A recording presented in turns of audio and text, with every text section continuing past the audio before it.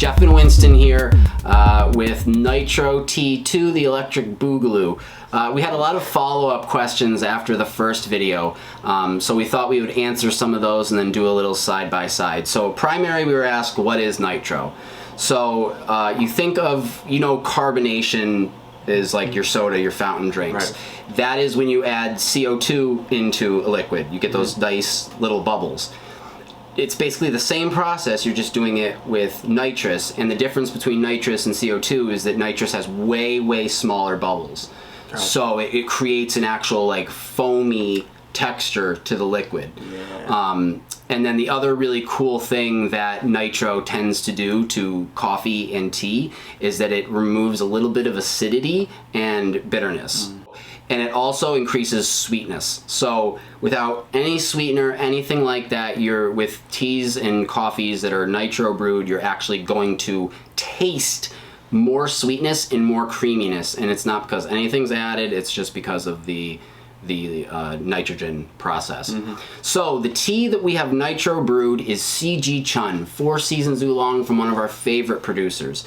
This tea is last summer's.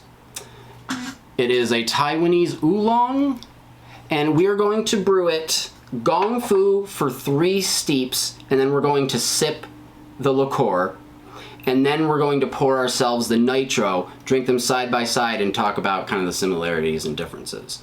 So yeah, we're going to brew 3 steeps, and we'll see you in a second.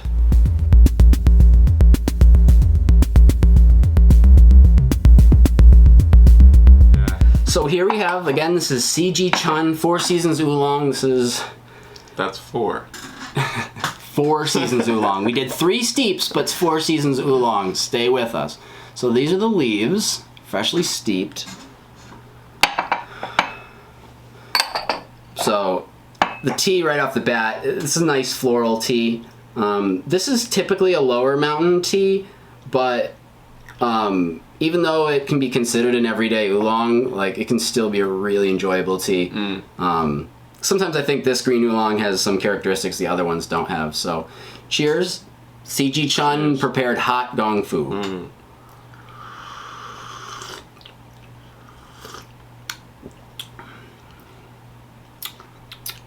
Look at it. It's crisp. It's lightly juicy.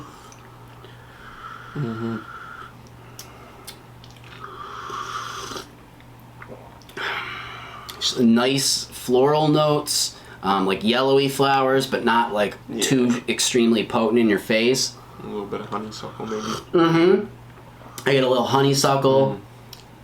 There's a little bit of that, like kind of like citric sourness, kind of like almost like a citrus or like a pineapple. I agree. Definitely on the first sip for sure. And then like the texture of the tea is overall pretty creamy. Very light astringency, juicy. Absolutely balanced for sure. Really, really balanced. And it's good. It's nice when you start off. With a lot of my nitro experiments, I tried with different grades of tea, and I thought, maybe you can get away with using like lots of really low grade tea and stuff, and you'll get that strong flavor from the leaf, but just like when you're trying to prepare a low-quality tea gong fu, you can just tell texturally and depth-wise there's stuff that's missing. It's just not as full. It's not as...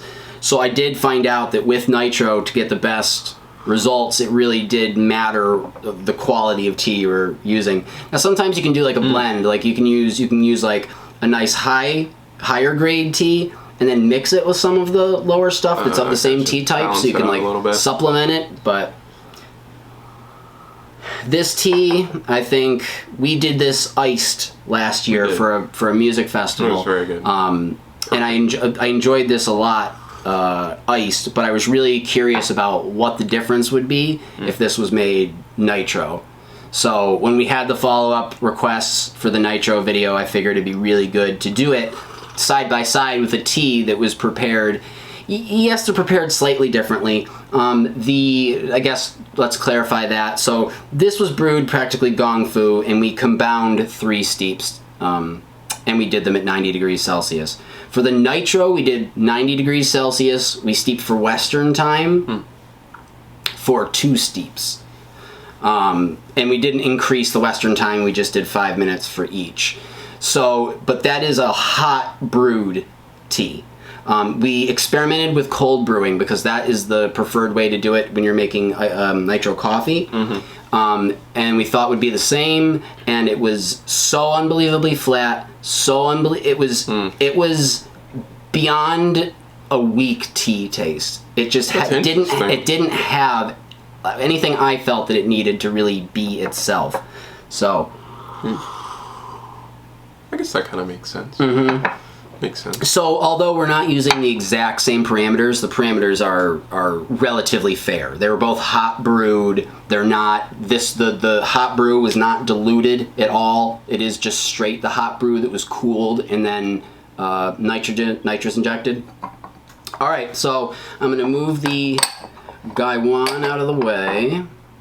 We'll still keep our cups up here for this, and we're each gonna have a glass like here. Yeah. And we're gonna pour it in here, and then we'll use that last just for we can set them up and show everybody. So, if you didn't watch the first video, this is our Royal Brew Nitro Brew kit. I do highly suggest this. There's a bunch of them that are out on the market. I mean, do your research before you commit to purchasing so you know that you're making the right choice. But this is a solid build, and this is not a toy.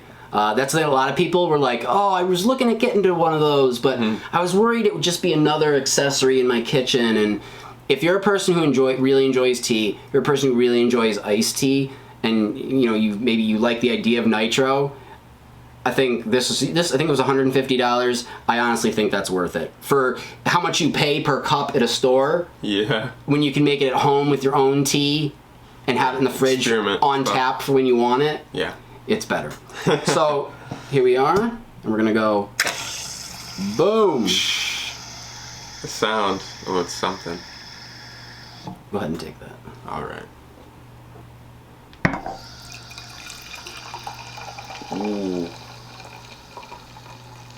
I love that. And so as you guys notice, I tried to show it really well in the first Nitro video, is that you get this extreme cloudy character. And then you see from the bottom, it clarifies over time. But the remaining sudsiness that's here up on top, the beer people would call that the head, it doesn't dissipate just like a beer. So unlike carbonation that fizzles out over time, this does not. This will stay just like a beer, just like a Guinness lager. So CG Chun Nitro Brewed. Cheers. Cheers.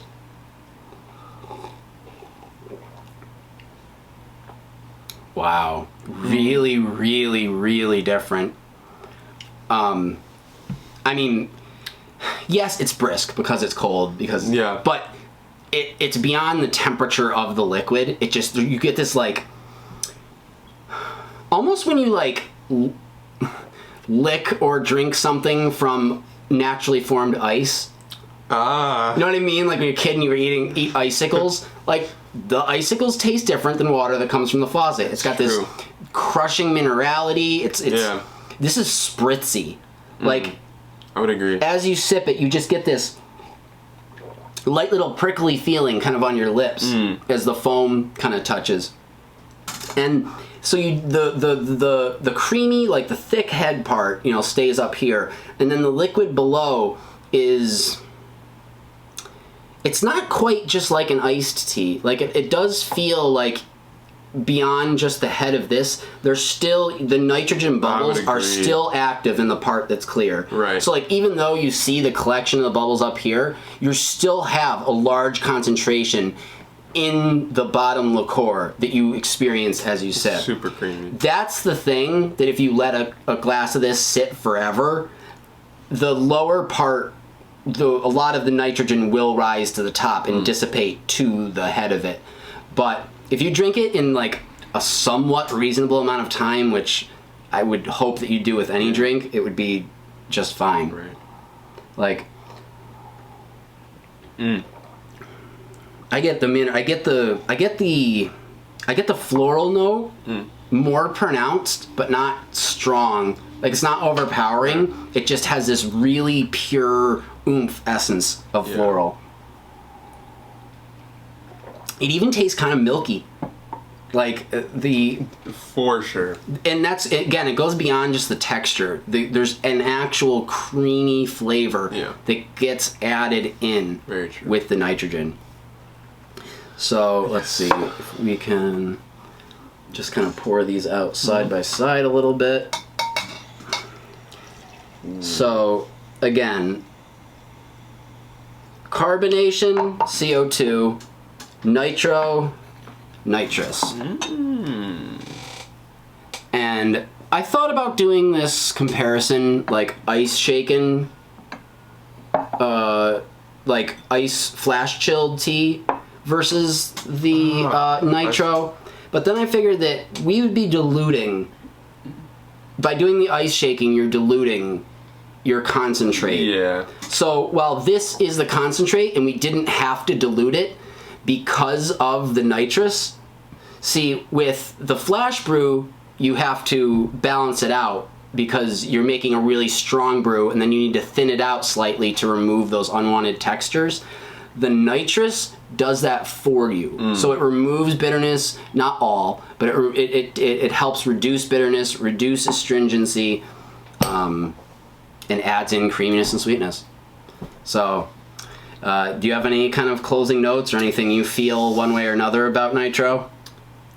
I think that it adds like an element that you can't really get anywhere else. Like, it's hard to, you can't really find.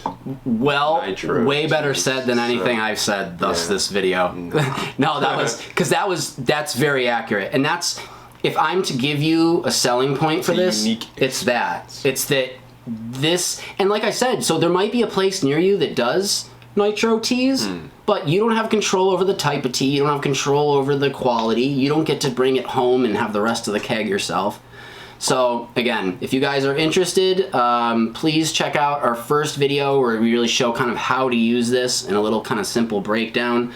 But hopefully this video was fun for you guys too. If you have any further questions or anything like that, you know you can reach out to us.